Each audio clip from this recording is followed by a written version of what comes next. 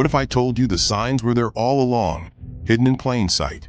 Most people don't notice the warning signs of inheritance scams until it's too late. They believe they're helping a loved one. They think they're securing their legacy. But what if the very thing meant to offer peace of mind in your later years could actually open the door to betrayal? If you're over 60, this could change how you see the next 10 years of your life. Because when it comes to inheritance scams, the target isn't just your money. It's your trust, your dignity, and often, your closest relationships. Why do these scams work so well on seniors?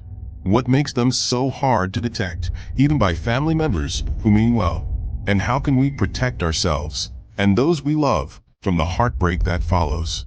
In this video, we're going on a journey through the emotional and financial landscape of inheritance scams, how they happen, why they work, and most importantly, how to stop them before they start. By the end of this video, you'll know exactly what to watch for and how to respond with love, strength, and grace. Let's start with something most people don't want to admit. Aging can be lonely, whether we live alone or not. Getting older often means we lose people. Spouses pass away, friends circles shrink, children get busy with lives of their own. And in that quiet space, there's a vulnerability, one that scammers know all too well. That's what makes the over 60 community such a frequent target for financial. But inheritance scams are scary because they prey on something deeply emotional. Our desire to do something beautiful often starts innocent. Maybe someone dies, they might say there's an unclaimed inheritance you didn't know about. Or perhaps a distant relative do something terrible. All we can do is pay a small fee to release the funds and settle the contract. It doesn't mean that's a windfall. But the moment we transfer money, even small, for most scammers, that's not it. Because once you know you're open to the idea, they begin to live the promises of themselves, you're easily influenced. Sound and reassuring. Before long, what began as a curiosity cost someone their savings, their peace of mind, and in many cases, the ability to trust them. Let's talk about the more sinister what that happens inside of us. This is the story no one wants to talk. Because sometimes the scammers aren't something who's wrong. Sometimes it's someone's senior. An adult child, a caregiver, a close friend. These scams don't come with threats or flashy promises. They come with gentle suggestions. Mom, you should really add my name to the bank account, just in case. Or Dad, maybe it's time we update your will. I found a lawyer who can do it quickly. These aren't inherently suspicious statements, but when repeated and paired with isolation, pressure, or manipulation, they become red flags. This is where emotional fraud meets financial theft. The senior may not even realize what's happening. They believe they're simply planning for the future. They may be told things like, "You're not thinking clearly anymore," or "Don't worry, I'll take care of everything for you." At first, it feels like help. But behind the scenes, bank accounts get transferred. Property titles get changed. Beneficiaries on insurance policies and retirement accounts are updated, often without the full understanding or consent of the senior. And by the time the rest of the family finds out, the damage is done. One heartbreaking case involved a widowed grandmother who trusted her youngest son to help her manage her estate. He convinced her to sign over power of attorney, claiming it would make it easier to pay her bills. But he then drained her retirement account, sold her house, and left her living in a rundown apartment. When the rest of the family tried to intervene, the legal system was already intent. She didn't want to press charges. After all, it was her son, her baby. The idea that he could hurt her in such a way was too painful to accept. This is the emotional cost of inheritance scams. Not just the money lost, but the relationships involved. So how can you protect yourself? Discover the powerful word, documentation. If you haven't already created a clear, legally binding, not you, not something. Make sure it's drafted by licensed and be wary of any of the offers to help you run one-on-one. but you use the proof of true details.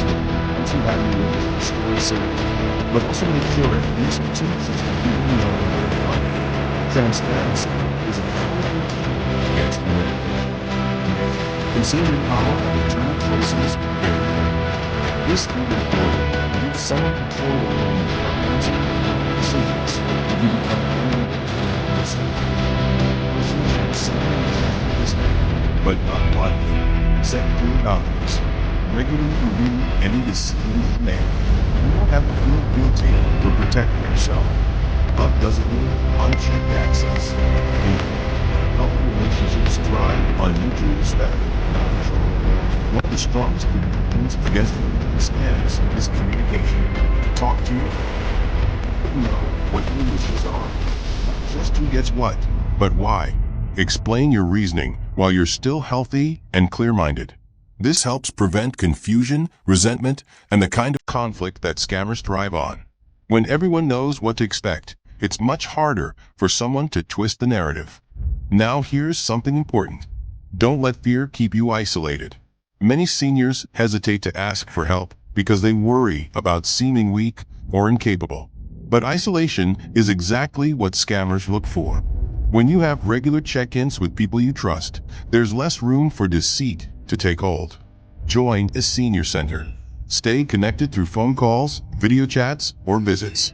The stronger your social network, the weaker a scammer's influence becomes. And if you're a family member watching this, stay present. Scammers often step in when loved ones step back. If a senior in your life starts withdrawing, becomes unusually secretive about finances, or suddenly changes their will, pay attention. These could be signs that someone is manipulating them. Don't accuse, ask. Gently. Listen more than you speak.